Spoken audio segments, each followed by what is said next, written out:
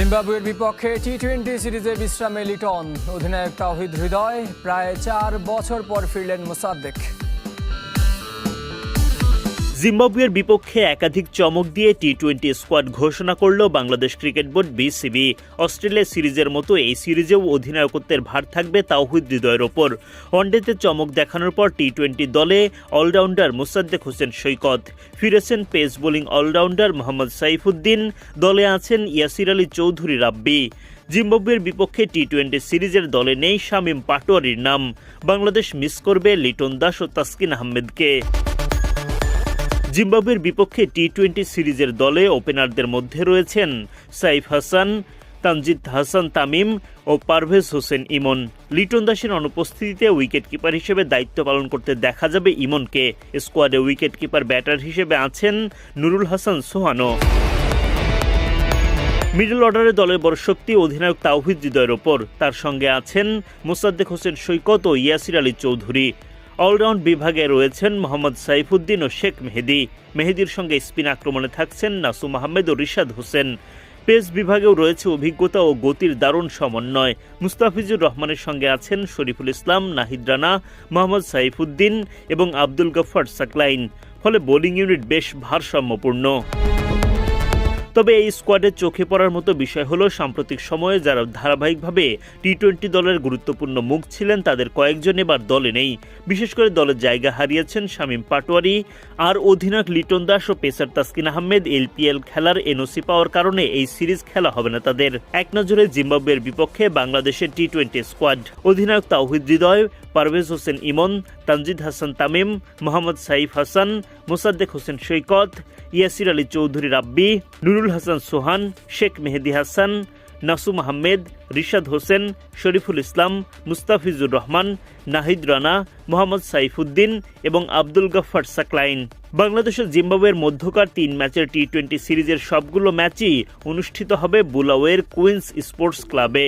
প্রথম টি-20 15 জুলাই, দ্বিতীয় ম্যাচ 17 জুলাই এবং সিরিজের শেষ ম্যাচ 19 জুলাই। বাংলাদেশ সময় প্রতিটি ম্যাচ শুরু হবে বিকেল 4:30। এখন দেখার বিষয় খণ্ডকালীন অধিনায়ক তাওহিদ হৃদয়ের নেতৃত্বে বাংলাদেশ কেমন পারফরমেন্স উপহার দিতে পারে। ব্যাটিং, বোলিং ও অলরাউন্ডার মিলিয়ে কাগজে কলমে দলটি বেশ ভারসাম্যপূর্ণ। তবে শেষ পর্যন্ত মাঠের পারফরমেন্সই নির্ধারণ করবে হঠাৎ পাওয়া এই সুযোগ হৃদয় কতটা কাজে লাগাতে পারেন। আধুনিক ক্রিকেটে 5 ম্যাচের ওয়ানডে সিরিজ ব্যাপারটা খুবই বিরল। বাংলাদেশও সবশেষ ঘরের মাঠে এমন সিরিজ খেলেছিল 1 যুগ আগে জিম্বাবুয়ের বিপক্ষে, আর ঘরের বাইরে 2019 সালে ওয়েস্ট ইন্ডিজের বিপক্ষে তাদেরই মাটিতে, তাও প্রায় সেটা 8 বছর আগে। এবার আরও একবার 5 ম্যাচের ওয়ানডে সিরিজ খেলতে পারে টাইগাররা। প্রতিপক্ষ জাতীয় প্রতিদ্বন্দ্বী পাকিস্তান। বাংলাদেশ ক্রিকেটের সামনে অপেক্ষা করছে জমজমাট এক হোম সিজন, যেখানে দেশের মাটিতে একের পর এক শক্তিশালী প্রতিপক্ষের বিপক্ষে সিরিজ খেলবে টাইগাররা। সেই সম্ভাব্য সূচিরই আভাস মিলেছে মিডিয়া রাইটসের আগ্রহপত্রে।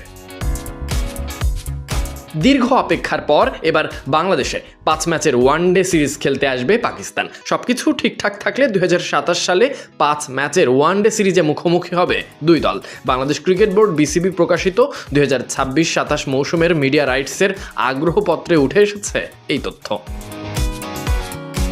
ফরম্যাট বেড়েছে ক্রিকেটে, ছোট ফরম্যাট ক্রমশই জনপ্রিয় হচ্ছে, তাই তো দ্বিপাক্ষিক 5 ম্যাচের ওয়ানডে সিরিজ এখন খুব একটা দেখা যায় না। ব্যস্ত আন্তর্জাতিক সূচির কারণে বেশিরভাগ সিরিজই সীমাবদ্ধ থাকে 3 ম্যাচে। সেই বাস্তবতায় বাংলাদেশ পাকিস্তান সম্ভাব্য 5 ম্যাচের লড়াইয়ে মাঠে নামতে যাচ্ছে, যা বিশেষ আগ্রহ তৈরি করবে ক্রিকেট প্রেমীদের মাঝে।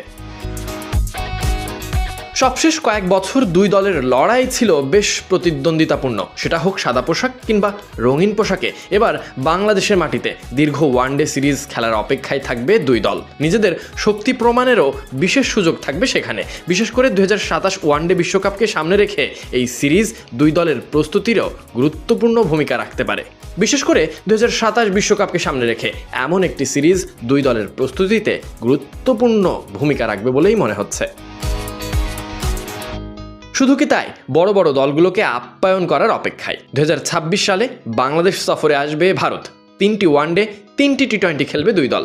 এই বছর 2 ফরম্যাটে টেস্ট খেলতে আসবে ওয়েস্ট ইন্ডিজও। এরপর 2027 সাল 2 ম্যাচের টেস্ট সিরিজ খেলতে আসবে ইংল্যান্ড, তবে সবচেয়ে বেশি আলোচনায় আছে পাকিস্তানের বিপক্ষে ওয়ানডে সিরিজ। আপাতত সবই প্রস্তাবিত সূচির অংশ। 2 বোর্ডের আনুষ্ঠানিক অনুমোদনের পরই প্রকাশিত হবে সফরের পূর্ণাঙ্গ সূচি, ম্যাচের তারিখ এবং ভেন্যু। তবে একটি বিষয় স্পষ্ট, সবকিছু পরিকল্পনা অনুযায়ী এগোলে 2027 সালে বাংলাদেশ পাকিস্তানের 5 ম্যাচের ওই সিরিজ বিশেষ কিছুই হতে চলেছে, হোক সেটা সমর্থকদের খুশি কিংবা ওয়ানডে বিশ্বকাপের প্রস্তুতি। ঐতিহ্যবাহী হোম জার্সি গায়ে জড়িয়ে কেপ ভার্দের বিপক্ষে রাউন্ড অফ 32 এর ম্যাচে নামবে আর্জেন্টিনা। এই ম্যাচকে সামনে রেখে বেস ক্যাম্পে দ্বিতীয় দিনের মতো অনুশীলনে আলবিসেলেস্তেরা। শুরুর একাদশ নিশ্চিত না করলেও 13 জন আছেন স্কালোনির লিস্টে।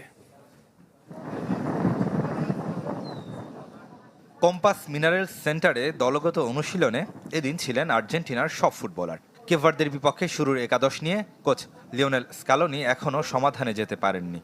গোলরক্ষক এমিলিয়ানো মার্তিনেজের বাইরে মাস্টার ট্যাকটিশিয়ানের শর্ট লিস্টে আছে 13 ফুটবলারের নাম। আক্রমণ ভাগে লিওনেল মেসির সাথে হুলিয়ান আলভারেজ, লতারো মার্তিনেজ। মিডফিল্ডে Rodrigo De Paul, Enzo Fernandez, Alexis Mac Allister আর থিয়াগো আলমাদাকে নিয়ে সংশয় নেই। যত চিন্তা ডিফেন্সকে ঘিরে। সে তালিকায় আছেন Nahuel Molina, Cristian Romero, Nicolas Otamendi, Lisandro Martinez, Nicolas Tagliafico ও ফাকুন্দো মেদিনা। এখান থেকেই 10 জন খেলবেন শুরুর একাদশে। এদিকে এই ম্যাচের জন্য 2 দলের কিট চূড়ান্ত করেছে ফিফা।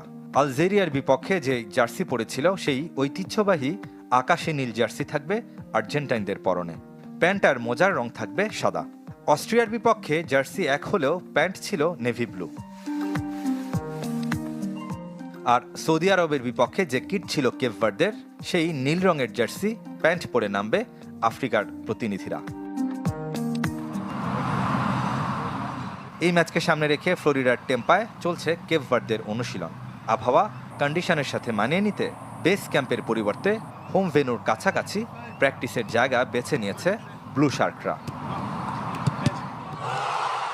এদিকে নকআউট পর্বের এই ম্যাচের জন্য অন্তত 50,000 আর্জেন্টিনা সমর্থক অবস্থান করছেন মায়ামিতে, যাদের ম্যাচ টিকিট নেই।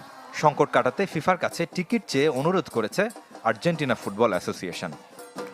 এদিকে শেষ 16 নিশ্চিত করার পরদিনই অনুশীলনে ফিরল ব্রাজিল। নরওয়ে ম্যাচের আগে দুশ্চিন্তার নাম ইনজুরি। মিডফিল্ডার লুকাস পাকেতার ছিটকে যাওয়া প্রায় নিশ্চিত।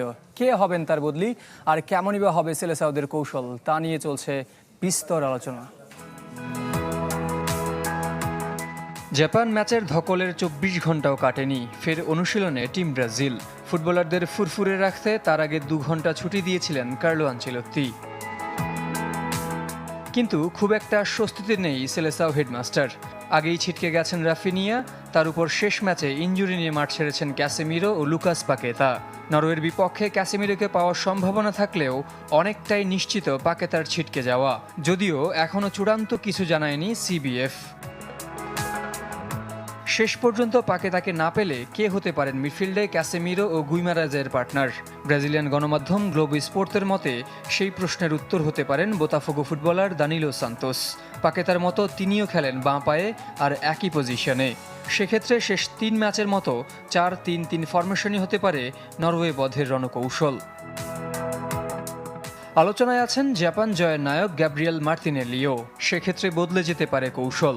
আর্সেনাল স্ট্রাইকারকে নিয়ে একাদশ সাজালে 4-2-4 ফরমেশন বেছে নিতে পারেন আনচেলত্তি, যে কৌশলে সামুরাই ব্লুদের দ্বিতীয়ার্ধে কাবু করেছিল সেলেসাওরা। আরেকটা অপশন হতে পারেন নেইমার জুনিয়র, যদিও পুরো 90 মিনিট খেলার মতো এখনও ফিট নন সাম্বা সুপারস্টার। বরং দ্বিতীয়ার্ধ মাথায় রেখেই প্রস্তুত করা হচ্ছে সেলেসাও নাম্বার 10-কে, এমনটাই দাবি গ্লোবো স্পোর্তর।